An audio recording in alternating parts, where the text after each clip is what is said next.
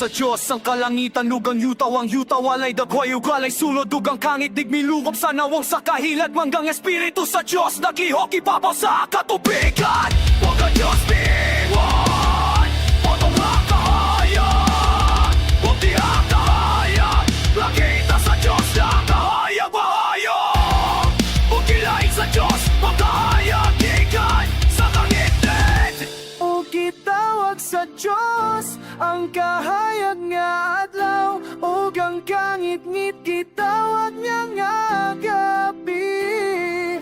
Dihay kagapiyon o dihay kabuntagon una nga adlaw. O gitawag sa Diyos ang kahayag nga adlaw o ang kangit-ngit gitawag niya nga gabi.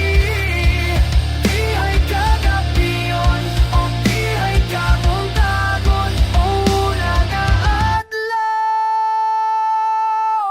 Unyang Diyos nilingon mahimo ang usakawan ng taliwala sa mga katubigan ng pahino ni ini ang katubigan.